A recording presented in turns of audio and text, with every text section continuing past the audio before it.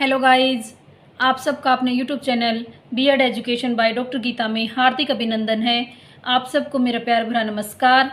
आज का हमारा मुख्य विषय है एग्ज़ाम से रिलेटेड कि एग्ज़ाम में हमें किन किन बातों का ध्यान रखना है, उन बातों पर आज हम चर्चा करेंगे। और ये B Ed first year second year दोनों के लिए ही इम्पोर्टेंट है, क्योंकि कल से एग्ज़ाम है वो स्टार्ट होने जा रहे हैं सीबीएलयू यूनिवर्सिटी के। और चाहे आप किसी भी यूनिवर्सिटी के हों, सभी के लिए बातें हैं वो इम्पोर्टेंट हैं, चाहे आप सीबीएलयू से हो, चाहे सीआरसीयू, केयूके, एमडीयू, सभी के लिए इम्पोर्टेंट हैं ये बातें। तो सबसे पहले जो हमारा पेपर होगा उसमें हमारे 5 क्वेश्चन आएंगे। फर्स्ट क्वेश्चन है वो हमारा कंपलसरी है, उसमें 4 क्वेश्चन होंगे। 4 के 4 हमें अटैम्प्ट करने हैं, वो 4 मार्क्स के होंगे, ठीक है ना। और हमारी जो 4 यूनिट हैं, उन 4 यूनिटों में से वो एक एक टॉपिक है वो लिया जाएगा फर्स्ट में, और वो कंपलसरी है। आपको कैसे लिखना है इन सब के बारे में भी हम आपको बताएंगे। नेक्स्ट हमारा पॉइंट है कि जो हमारे अदर्स 4 क्वेश्चन हैं वो हमारी 4 यूनिट में से 2 क्वेश्चन है वो आएंगे। उसमें एक अथवा में दिया हुआ होगा, उनमें से कोई एक क्वेश्चन है वो आपको करना है। 2 में से कोई एक क्वेश्चन आपको करना है। फर्स्ट यूनिट में से 2 क्वेश्चन आएंगे, सेकंड यूनिट में से भी 2 आएंगे, थर्ड में से भी 2 आएंगे और फोर्थ में से भी 2 आएंगे।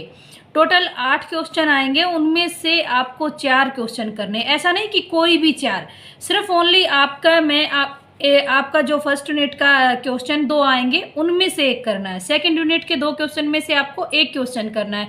थर्ड यूनिट के 2 क्वेश्चन आएंगे, उनमें से कोई एक करना है। फोर्थ यूनिट के 2 क्वेश्चन आएंगे, उनमें से कोई एक क्वेश्चन करना है। ऐसे आपको एग्ज़ाम है वो करना है। और सबसे बड़ी बात है कि जो हमारा बीएड का पेपर होता है वो काफ़ी लेंथी होता है, तो हमें अपना टाइम टेबल है वो बनाना है। सबसे महत्वपूर्ण बात है कि हमारा टाइम टेबल है वो एक्यूरेट होना चाहिए, कि हमें 3 घंटे का टाइम मिलता है, कम से कम टाइम को फॉलो करना है। और जो टाइम आपको दे दिया है कि इतना इस क्वेश्चन में करना है, और फिर भी अगर वो रहता है तो उसको शॉर्ट में लिख दो। दूसरा कि आपका जो एग्ज़ाम का पैटर्न है वो एज ए सैम्पल मैं आपको दिखा भी देती हूँ कि जैसे ये जो क्वेश्चन पेपर है ये बीएड फर्स्ट ईयर का है, लास्ट ईयर का। फर्स्ट आपके यहाँ पर लिखा हुआ होगा कि मैक्सिमम आपका टाइम है वो 3 घंटे है, और आपका मैक्सिमम मार्क्स हैं वो 80 मार्क्स हैं आपका पेपर फर्स्ट पेपर। और यहाँ पर लिखा हुआ होगा attempt 5 question in all, selected 1 question from each unit. Question number 1 is compulsory, all question carry equal mark, कि सभी क्वेश्चन हैं वो एक जैसे हैं। फर्स्ट क्वेश्चन है वो भी टोटल जो हमारे ये 4 कॉन्सेप्ट हैं ये भी 16 मार्क्स का है। जो हमारे 5 क्वेश्चन हैं वो 16 मार्क्स के हैं, ठीक है ना। किसी भी में नहीं है। जो ये पार्ट है अगर इसमें से आप 2 करते हो तो आपका 8 मार्क्स का ही पेपर आपका कंप्लीट होता है। आपको ये चारों करोगे तब जाके आपके 16 मार्क्स का जो क्वेश्चन है वो कंप्लीट होता है। तो इस बात का आपको ध्यान रखना है। ऐसे है वो आपका फर्स्ट क्वेश्चन आएगा। नेक्स्ट देख लीजिए, ये हिंदी में है। फिर नेक्स्ट आपका ऐसे लिखा आएगा यूनिट फर्स्ट।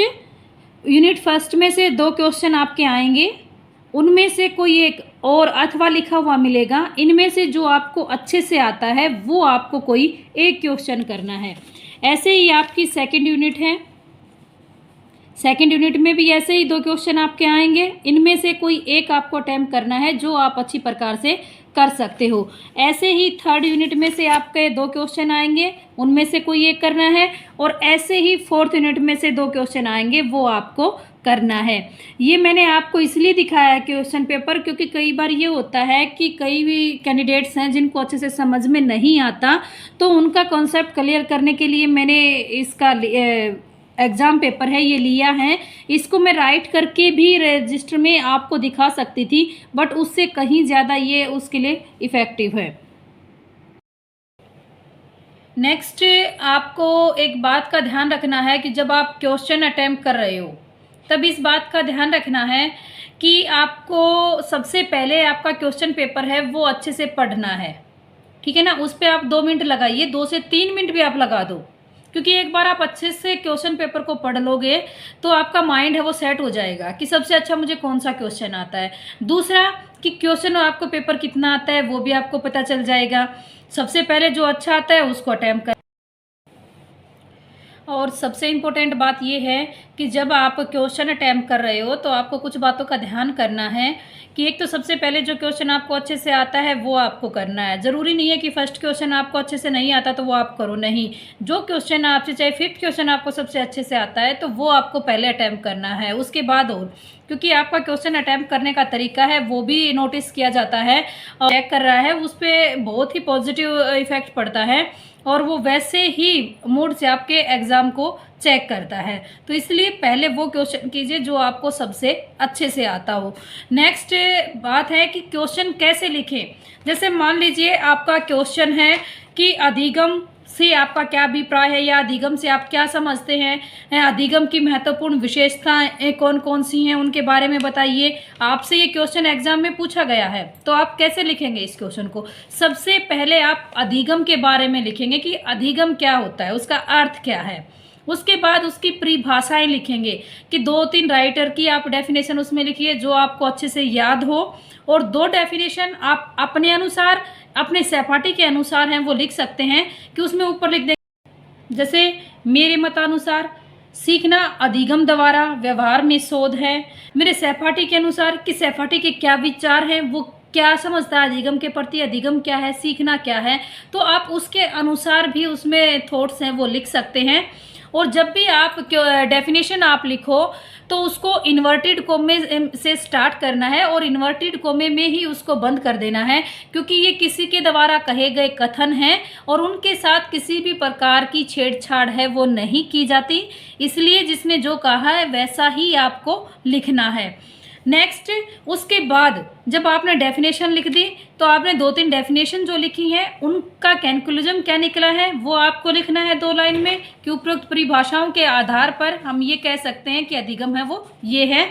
नेक्स्ट फिर है, उसने पूछा है कि अधिगम की विशेषताएं, अधिगम की विशेषताएं, फिर आप अधिगम की विशेषताएं कैरेक्टरिस्टिक हैं उनके बारे में आप बताइए। जो भी अधिगम की विशेषताएं हैं, जैसे अधिगम है वो व्यवहार में परिवर्तन करता है, अधिगम विकास की प्रक्रिया है, अनुभवों की एक नई व्यवस्था है, समायोजन की प्रक्रिया है, ठीक है ना, अधिगम स्थानांतरण होता है। जो भी इसके पॉइंट हैं उन सब को आपको ध्यान रखना है। और बाय चांस ये हो कि आपके पास टाइम की कमी रह गई, आपने 8, 10, 12 पॉइंट आपने उसमें डिफाइन कर दिए और 2-4 पॉइंट और थे जो आपको आते थे और आप उसको नहीं एक्सप्लेन कर पाए, तो क्या करना है कि आपको वो पॉइंट है वो नीचे लिख देने हैं, ठीक है ना। और फिर लास्ट में आपको कंक्लूजन, निष्कर्ष, सारांश मीन्स आपको लिखना ही लिखना है, क्योंकि अगर आप क्वेश्चन पूरा अच्छे से अटेम्प्ट कर देते हैं और आपने निष्कर्ष नहीं लिखा तो आपका क्वेश्चन है वो अनकम्प्लीट माना जाता है, क्योंकि निष्कर्ष पूरे जो क्वेश्चन है उसका निचोड़ करके लिखना होता है कि इस पूरे क्वेश्चन में क्या था, क्या पूछा गया था, उसको आपको 2 या 3 लाइनों में आपको डिफाइन करना है और वो बहुत ही ज़रूरी है। हर क्वेश्चन में आपको कंक्लूजन है वो लिखना है, इस बात का आपको ध्यान रखना है। अगर आप इस तरीके से क्वेश्चन अटैम्प्ट करते हैं तो आपके मार्क्स हैं वो अच्छे आते हैं। और दूसरा सबसे महत्वपूर्ण बात ये है कि आप अपने व्यूज़ भी आप लिख सकते हो, अपने तरीके से उसको लिख सकते हो, लेकिन सबसे इम्पोर्टेंट हमें इस बात का भी ध्यान रखना है कि जो हम लैंग्वेज लिखते हैं राइटिंग में वो भी काफ़ी महत्वपूर्ण है, कि हमारे लिखने का जो तरीका है, हम जिन शब्दों का प्रयोग करते हैं वो भी हमारे लिए सबसे ज़रूरी है, क्योंकि रफ एंड टफ लैंग्वेज हमें नहीं लिखनी है, हमें उसमें अच्छी लैंग्वेज का प्रयोग करना है। एज ए पीपल टीचर, आप एक छात्र अध्यापक हो और भविष्य में अध्यापक बनने जा रहे हो तो आपकी लैंग्वेज भी उसी के अनुसार होनी चाहिए, ठीक है ना। हाँ, आप अपने व्यूज़ डाल सकते हो लेकिन लैंग्वेज लिखने का तरीका है वो आपका अति उत्तम होना चाहिए। वो भी चेकर पर काफ़ी प्रभाव है वो डालता है कि जब आपके एग्ज़ाम चेक किए जाते हैं तो एग्ज़ाम चेक करने वाला है वो सबसे पहले यही चीज़ें देखता है कि आपकी राइटिंग कैसी है, आपका लिखने का तरीका कैसा है, आपकी लैंग्वेज कैसी है। ये बातें सबसे महत्वपूर्ण हैं, इन बातों का ध्यान रखना है। और एक और बात कि बाई चांस आपका क्वेश्चन है उसमें 2-3 पॉइंट पूछ लिए, जैसे उसके महत्व पूछ लिया, ठीक है ना, उसके उद्देश्य पूछ लिए, या उसके कारक पूछ लिए कि इसको प्रभावित करने वाले कारक। मान लीजिए 2 पॉइंट उसमें आपसे पूछ लिया और आपने फर्स्ट अच्छे से अटेम्प्ट कर दिया और सेकंड आपका रह जाता है और टाइम कम है, तो आप उसको एज ए डायग्राम में कि ऊपर जिसके बारे में, जैसे अधिगम की विशेषताएं हैं तो आपने ऊपर अधिगम की विशेषताएं लिख देनी है। उसके बाद जैसे हम ड्रॉ करते हैं कि कॉलम बना के उसको अलग अलग पॉइंट है उसको आप वहां पर लिख दीजिए, एज एक डायग्राम की तरह बना दीजिए। तो उससे एग्जामिनर के ऊपर पॉजिटिव इफेक्ट है वो पड़ता है कि बच्चे को आता था और टाइम की वजह से वो अच्छे से नहीं कर पाया। तो इसलिए आपको इन बातों का ध्यान रखना है, क्योंकि आपने डायग्राम के रूप में भी उसको पूरे क्वेश्चन को परिभाषित कर दिया है, और जो उसमें आप परिभाषित करने जा रहे थे वो 2-3 लाइन में आप कैलकुलम में लिख दीजिए अच्छे से, तो आपका क्वेश्चन है वो अच्छे से हो जाता है। तो इन सब बातों का आपका ध्यान रखना ये है कि देखो, तैयारी आपको अच्छे से करनी है, अच्छे से क्वेश्चन को समझना है, कंफ्यूज आपको नहीं होना है।